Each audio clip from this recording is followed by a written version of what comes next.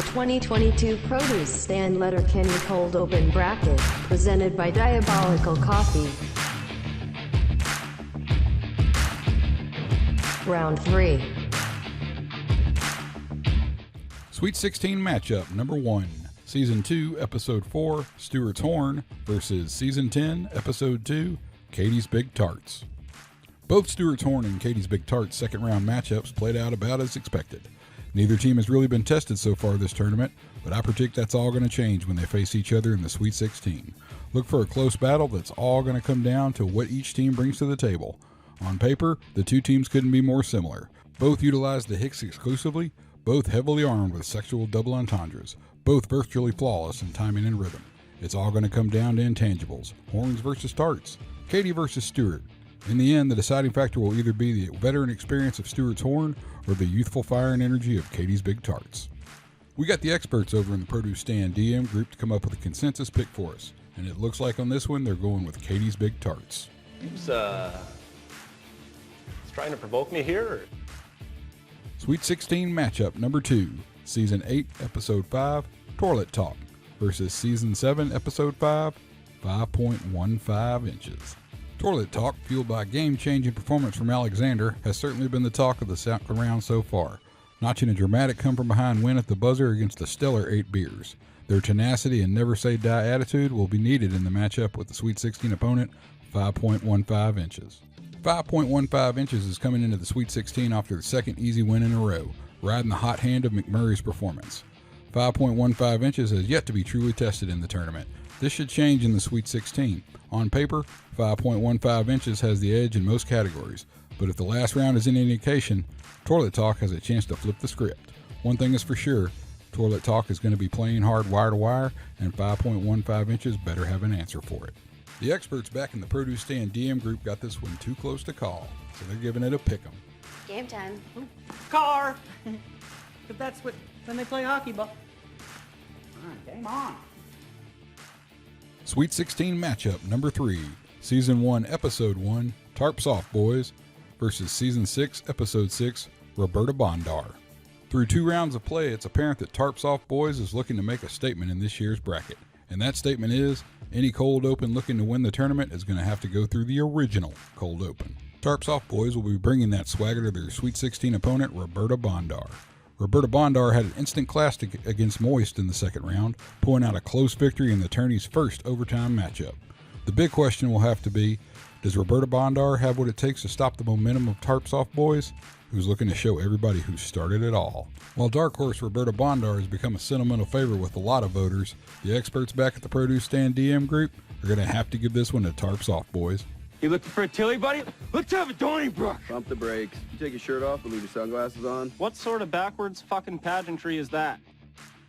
Sweet 16 matchup number 4, Season 10, Episode 2, The Hick-off versus Season 8, Episode 3, Beat Your Dick December. This looks to be one of the most closely matched pairings in the Sweet 16. The Hick-off is coming off a second round stomping of Crepes in the Barn, although that may have more to do with Crepes in the Barn failing to land with voters. Either way, the Hick-off played the game and got the job done. Their opponent in the Sweet 16 is probably the dark horse to watch this tournament, with a combination of sublime play and flawless teamwork. Beat Your Dick December keeps finding ways to be on the winning side this tournament. Will Beat Your Dick December find their way into the Elite 8 this year, or will the Hick-off end their run to survive and advance? We'll have to wait and see. The experts in the Produce Stand DM group were pretty divided on this one, but in the end, the Hick-off is the pick to win. Sounds like you want to go head-to-head, Katie. I'm ready for a hick-off. You guys gonna hick off in front of each other right here, right now? I hicked off earlier today. Sweet 16 matchup number 5, Season 3, Episode 3, Takes the Dirt Road versus Season 3, Episode 1, Alphabet Aerobics 2. Takes the Dirt Road cruised into the Sweet 16 easily with a strong win over Angie's Accent. The timing and interplay of the Wayne, Derry, Dan trio has made quick work of their opponents so far this tournament. The winner version of Alphabet Aerobics has advanced on the back of an efficient and precision performance by Wayne.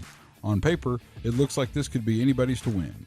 It's all going to come down to how it hits with voters. So if you got a stake in this one, make sure you vote. Both of the teams had plenty of support in the Produce Stand DM group, but in the end, our experts are picking Take the Dirt Road. Well, you can both take it annually. That's all I give a care about. You better settle down over there. I'm going to come talk to you. Sweet 16 matchup number 6. Season 5, Episode 5, Old Bad Boy Gus versus Season 4, Episode 2, Ants on Sea-Doos. What can we say about Gus, who is such a good beau? So good, in fact, he's been the difference in Old Bad Boy Gus in 2 close wins on their way to the Sweet 16. And while it's safe to say Gus and company are a lot of voters' sentimental favorite, their Sweet 16 opponent, Ants on Sea-Doos' momentum is hard to deny. Every available metric points to Ants on Sea-Doos running away. So does Old Bad Boy Gus have a miracle left in the tank? The experts back at the produce stand came up to 2 conclusions on this one. First, that Gus is such a good beau. And second, Ants on Sea-Doos is winning this one. I think it's important that we just learn something here. Not to be an expert, because everybody's a fucking expert. Sweet 16 matchup number 7. Season 3, Episode 5, Dad Noises versus Season 2, Episode 6, Fun Dip Dry Rips. If any team in this tournament could truly be called on fire, it's Dad Noises. Through 2 rounds, their point totals are staggering. Their win against Katie's Rap was the highest scoring matchup of the second round. Dad Noises' ability to secure votes at will be a daunting prospect for their Sweet 16 opponent, Fun Dip Dry Rips. Fun Dip Dry Rips' performance in the tournament so far has been underwhelming, but that being said, they still keep winning. Will Fun Dip Dry Rips have any sort of answer for the juggernaut that is Dad Noises? We'll have to wait and see.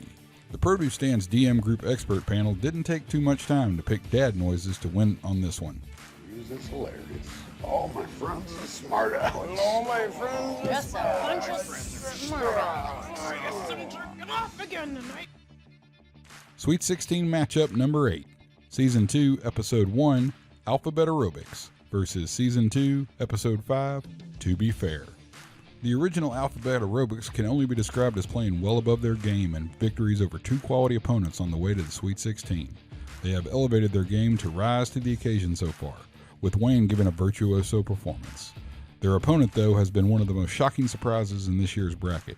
To Be Fair had a first-round bye into the round of 32, where they met up with heavy pre-tournament favorite Attention's Paid. When the buzzer sounded and the smoke cleared, To Be Fair was advancing, and Attention's Paid would have to wait till next year.